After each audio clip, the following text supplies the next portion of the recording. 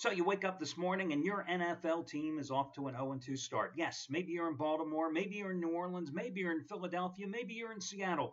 The world seems like it's coming to an end because you've spent 6 months anticipating your team would return to the field like gangbusters and definitely make the playoffs and maybe even pull off a Super Bowl run. And you're sitting there 0-2. Well, look on the bright side. You have great company because 9 other teams are 0-2. Now, the bad news is this. Last season, 7 teams started 0-2. One of them made the postseason. That team, the Indianapolis Colts, and you saw how pathetic they were last night as a Monday night dog, now 3-0, all outright this season. And those underdogs on the year, 16, 15, and 1 against the spread. And 15 of those 16 puppies, just like the Jets last night, have won the damn games outright, as I've been talking to you about the past couple of weeks. But there is a slim glimmer of hope. Remember this. It was just a year ago. The New England Patriots, remember, week number 4, went to Kansas City, absolutely smoked by the Chiefs. Well, things kind of turned out pretty good for the Patriots. Of course, Pete Carroll had a hand in that one. Remember the New York Giants' improbable Super Bowl runs? I mean, Tom Coughlin went from being nearly fired, it seemed, to being coronated as the crown of the Big Apple for the Big Blue. Anything can happen. Personally, I always look for when teams reach the postseason, and when you're setting the postseason field, when I'm looking for teams that are actually going to make a strong run to the Super Bowl, I look for 2 different type of teams. Teams that start fast, kind of hit a road bump in the middle of the season, and then accelerate down the home stretch. Or I'm looking at the teams that beginning of the season, Mets are Mets, and then toward the end of the year, they catch fire. The Giants in those Super Bowl runs, the Seattle Seahawks a few years ago. Those are the type of teams I'm looking for. But again, only 1 team out of 7 last year, 0-2 start, made the postseason. Hi, everyone. Al DeMarco here, and this, of course, is going to be your Tuesday video report. I thankfully, although I did use the Colts here as a free pick, avoided the damn game last night and found a baseball winner. Just proving that, once again, even a blind squirrel can find a nut every now and then to snap a pathetic losing streak. Listen, tonight, the big featured plays, of course, half-price play of the day is going to be Steve Buden's New York Crew, their 100-dime max wager baseball winner, number 10 out of 13.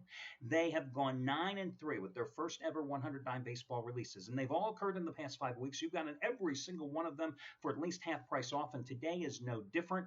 It's half price by using coupon code NYC100. And props going out to Scott Delaney. Won again last night. He was on the Astros on the run line. It was another 100-dime major wager. You got it for $22, just like his half-price winner on New Mexico against Arizona last Friday, just like his winner last Thursday with Louisville plus the points against Clemson, which you got for $29. Same deal goes is in apply.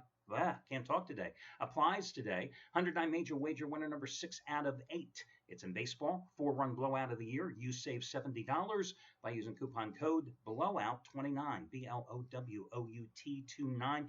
Keep in mind, with Scott Delaney, 50 dime plays or higher is what we consider his major wager plays, or he considers it.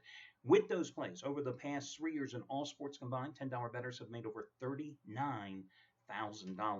And of course, the charity play of the week is going today for winner number 21 out of 30.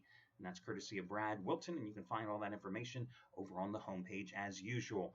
As for me, the free picks, let's see, my overall record, looking here at the site, 88-54 over the past 73 days. Let's get to your comp plays tonight. First one, I'm going to take the New York Mets. Are going with Logan Barrett, who is making the spot start again, giving some of the Mets' young aces a little time here in the second half of the season, a little extra space between their starts as they try to preserve them for a postseason run. He's made 11 relief appearances this year, but 2 starts in replacement of Matt Harvey. He's pitched very well in both of them. Allowed 1 run and 3 hits in 5 innings against Miami in his most recent start, September 14th. 8 strikeouts, 8 innings, 1 run allowed against Colorado back on August 23rd. Matt Wisler going for Atlanta. Listen, he won his major league debut against the Mets, right, back on June 19th. 1 run in 8 innings. And he got off to a pretty damn good start. Matter of fact, even his last outing against them back on September 11th at home, pitched acceptably. 6 innings worked, 7 hits, 2 runs allowed. But the bottom line is this. On the road, he has just been pathetic this season. 0-7 with an 8.08 earned run average in his last 9 starts, and the team is 2-7 in them. Now, that's his overall record. On the road, it's even worse. His earned run average in 9 road starts this season, 7.78.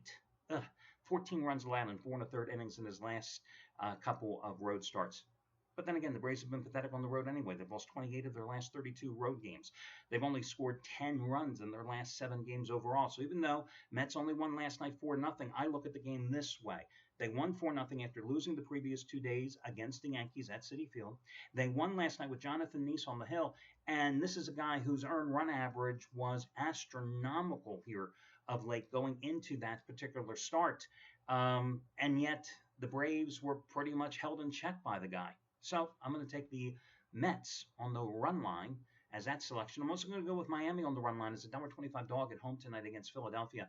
Aaron Harang, 8.29 earned run average in his last 6 road starts. Tom Kohler for the Marlins, coming off a very nice outing against the Mets in New York, in which he allowed 5 hits and 1 run over 6 innings of work, which is kind of surprising because he has a 4.70 earned run average on the road. Where he has pitched well over the past 2 years has been at home for the Marlins. Where he has not pitched well has been in any road start outside of Miami the past 2 years. Witness this, his earned run average at home this season is 2.97. His last 3 starts overall, it's 2.25. All Marlins victories in which they've scored 20 runs. The Phillies have lost 6 in a row, 20 of their last 26. And even though they've won 7 of the last 8 in the series, I just think that this is a place you've got to go against the Phillies at this stage. They're just playing out the string, coming off 3 straight 2-1 losses at Atlanta. Again, I'm going to take the Marlins on the run line here tonight. That'll do it for today's plays. Best of luck to you guys, and I'll talk to you again tomorrow when we do this one more time.